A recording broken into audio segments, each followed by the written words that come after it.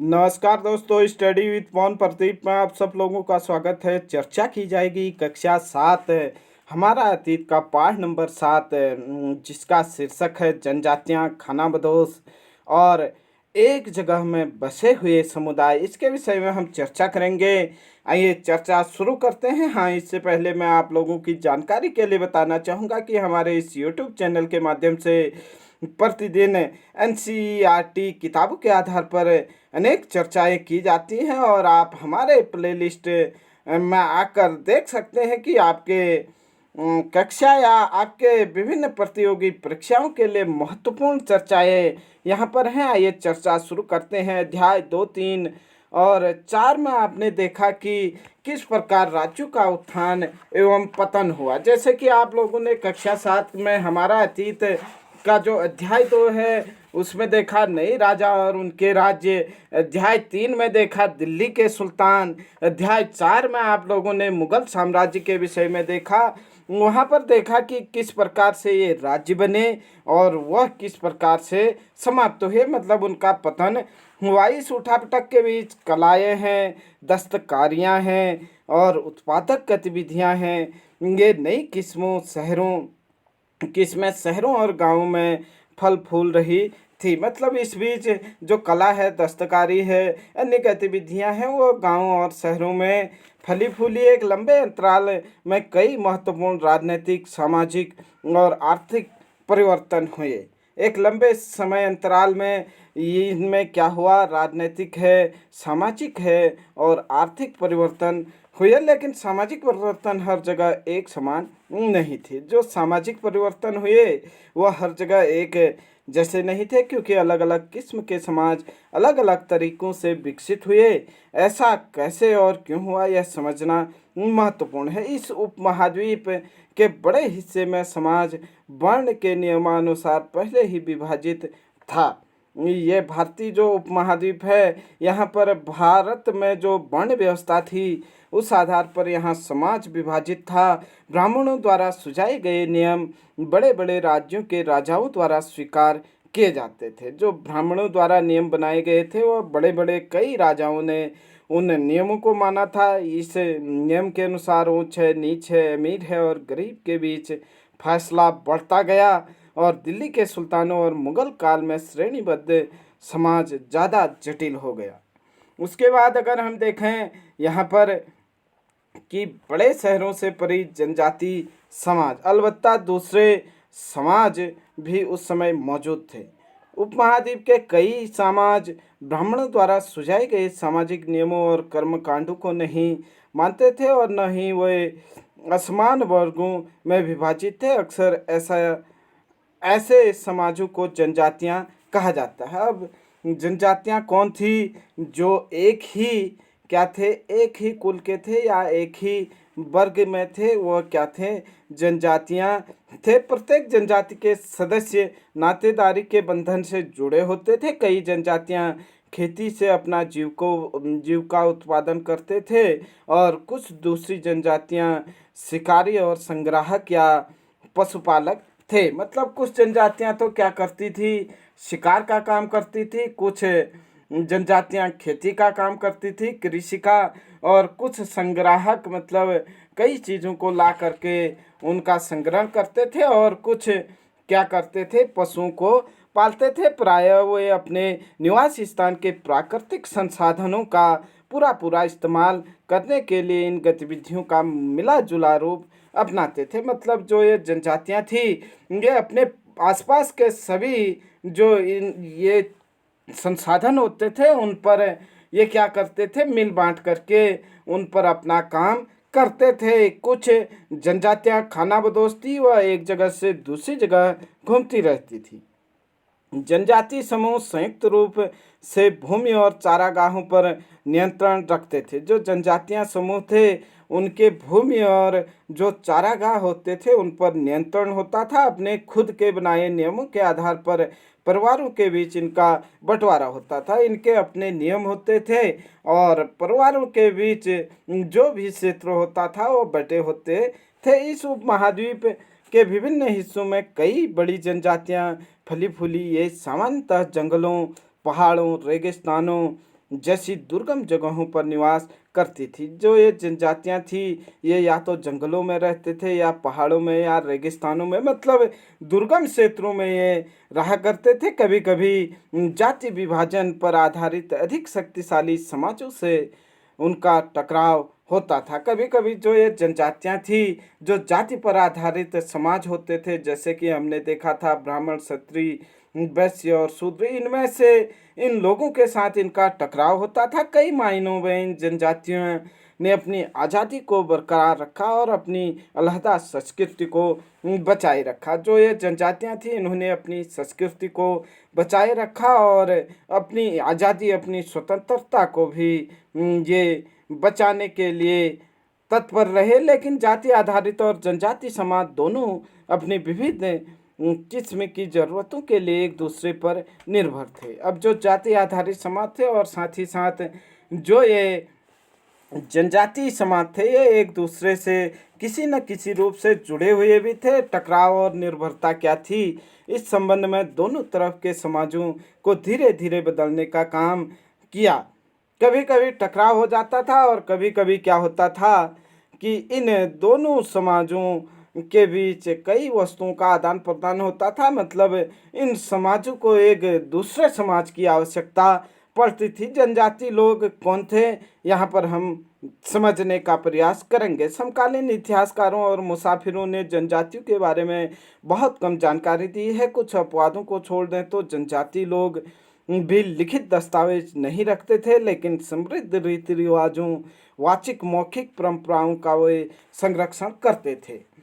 अब जो जनजाति लोग थे वो लिखित रूप में तो अपना दस्तावेज नहीं रखते थे, लेकिन जो मौखिक है या बोल करके है, वाचिक या मौखिक रूप से वह अपने परंपराओं का क्या करते थे, संरक्षण करते थे। ये परंपरा एक पीढ़ी से दूसरी पीढ़ी को विरासत में मिलती थी। आज के इतिहासकार जनजातियों का इतिहास लिखने के लिए इन वाचिक परंपराओं का इस्तेमाल करने लगे हैं। जो आधुनिक इतिहासकार हैं, वह एक पीढ़ी से दूसरे पीढ़ी को जो हस्तांतरित इनके रीति रिवाज हैं, परंपराएं हैं, ये सब को आधार मानते हुए इनका इतिहास लिखते हैं। जनजाति लोग भारत के लगभग हर क्षेत्र में पाए जाते हैं। किसी भी एक जनजाति का इलाका और प्रभाव समय के साथ साथ बदलता रहता था। जनजाति लोग अगर हम देखें तो यह भारत के संपूर्ण क्षेत्र में फैले हैं, लेकिन समय के साथ साथ इनका इलाका और प्रभाव बदलता रहता था। कुछ शक्तिशाली जनजातियां बड़े इलाकों पर नियंत्रण था। कुछ जो जनजातियां था उनके बड़े क्षेत्र पर नियंत्रण था। पंजाब में खोखर जनजाति 13वीं और 14वीं सदी के दौरान बहुत प्रभावशाली थी। यहाँ बाद में गख्खर लोग ज़्यादातर महत्वपूर्ण हो गए। उनके मुखिया कमाल खान गख्खर को बादशाह अकबर ने मनसबदार बनाया था। मुल्तान और सिंध में मुगलों द्वारा अधीन कर लिए जाने वाले पहले लंगाह और अरघुन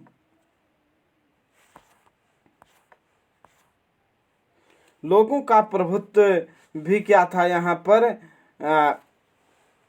विस्तृत क्षेत्र में था। जैसे कि आप देख पा रहे होंगे कि पंजाब में आप लोगों ने देखा 13वीं 14वीं शताब्दी में खोखर जनजाति का पहले दबदबा था, फिर उसके बाद गख्खर जनजाति का यहाँ पर दबदबा रहा, जिसके प्रमुख कमाल खान गख्खर थे, जिनको बादशाह अकबर ने क्या बनाया था, मनसबदार बनाया था। और आप लोगों ने यहाँ पर देखा कि सिंध के क्षेत्र में यहाँ मुल्तान और सिंध में लंगाह और अरघुन जनजातियाँ क्या थे, विस्तृत क्षेत्र में फैले हुए थे। उत्तर पश्चिम में एक और विशाल एवं शक्तिशाली जनजाति थी बलोच। ये अपने अलग अलग मुखियों वाले छोटे छोटे कुलों में बटे हुए थे। जो बलोच लोग थे वो क्या थे, छोटे छोटे कुलों में बटे हुए थे। पश्चिमी हिमालय में गडेरियों की जनजाति रहती थी। उपमहाद्वीप के सुदूर उत्तर पूर्वी भाग पर नागा है, अहोम है और दूसरी जनजातियां पूरी तरह प्रभुत्व था। मतलब दूसरी जनजातियां का ही यहाँ पर प्रभुत्व था। नागा, अहोम और कई अन्य जनजातियां थी जो उत्तर पूर्व की ओर अपना प्रभुत्व जमाए हुए थे। मानचित्र के माध्यम से हम यहाँ पर समझने का प्रयास करेंगे।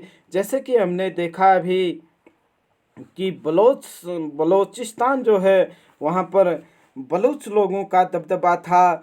हमने देखा था मुल्तान और सिंध में अरघुन और लंगाह लोगों का क्या था, दबदबा था। पंजाब क्षेत्र में हम देखें तो पहले खोकर और उसके बाद खोकरों के बाद आप लोगों ने देखा यहाँ पर गक्खर लोगों का यहाँ पर दबदबा था। पूर्व की ओर देखें, पूर्वोत्तर में अहोम है, कोंच है, इन जातियों का, नागा है, इन जातियों का दबदबा था। साथ ही साथ अगर हम बात करें तो मध्य भारत में आप देख सकते हैं, राजस्थान, गुजरात में, यहाँ पर गुजरात के क्षेत्र में भील है, कोली है, जाटवास है, इन जातियों का यहाँ पर बोलबाला था। और साथ ही साथ गोंडवाना में गोंड जनजातियाँ प्रमुख रूप से पाई जाती थी। और महाराष्ट्र के क्षेत्र में भी भील, कोली, ये जनजातियाँ पाई जाती थी। आइए चर्चा को आगे बढ़ाते हैं कि किन क्षेत्रों में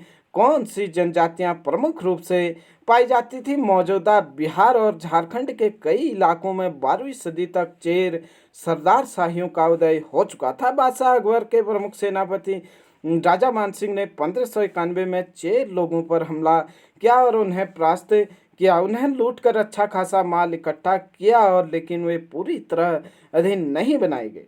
आप लोगों से प्रश्न पूछा जा सकता है कि अकबर ने कब चेर सरदार शाहियों पर आक्रमण किया। 1591 में औरंगजेब के समय मुगल सेनाओं ने चेर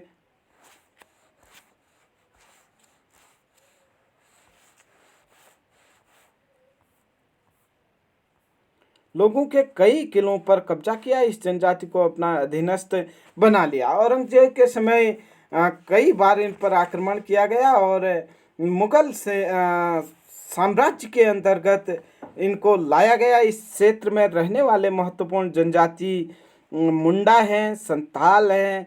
यद्यपि ये उड़ीसा और बंगाल में भी रहते थे और साथ ही साथ इन इलाकों में भी रहते थे। कर्नाटक और महाराष्ट्र की पहाड़ियों में कोली है, बेराद है, कई दूसरी जनजातियों के निवास स्थान थे। कोली लोग गुजरात के कई इलाकों में रहते थे।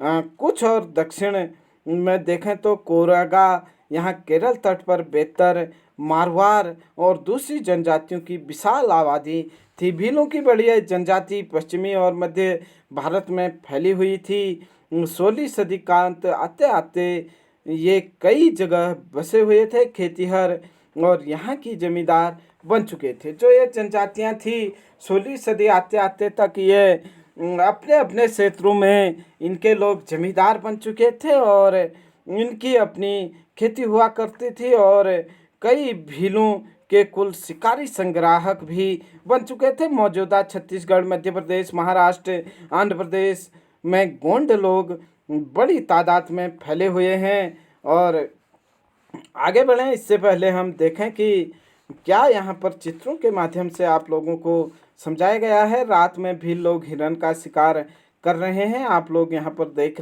पा रहे होंगे, कई हिरने यहाँ पर हैं, इनके द्वारा शिकार किया जा रहा है और फिर शिकार को इस प्रकार से लाया जा रहा है। और साथ ही साथ आप यहाँ पर देख पा रहे होंगे अगले चित्र में कि चित्र 3 जो आप लोगों को दिया गया है, यहाँ पर घुमंतू व्यापारियों की श्रृंखला भारत को बाहरी दुनिया से जोड़ती थी। जो ये भारत से बाहर को व्यापार होता था, इनमें घुमंतू व्यापारी भी प्रमुख रूप से यहाँ कार्यरत थे। यहाँ मेवा इकट्ठा करके उसे ऊँटों पर लादा जा रहा है। आप देख पा रहे होंगे अनेक वस्तुएं यहाँ पर इकट्ठा करके ऊँटों पर लादे जा रहे हैं। मध्य एशिया के व्यापारी ऐसी वस्तुएं भारत लाते थे और बंजारे एवं अन्य व्यापारी उन्हें स्थानीय बाजारों तक क्या करते थे, उनको देते थे या पहुंचाते थे या नहीं। जो मध्य एशिया या विदेशों से सामान आता था, इन व्यापारियों के माध्यम से भारत के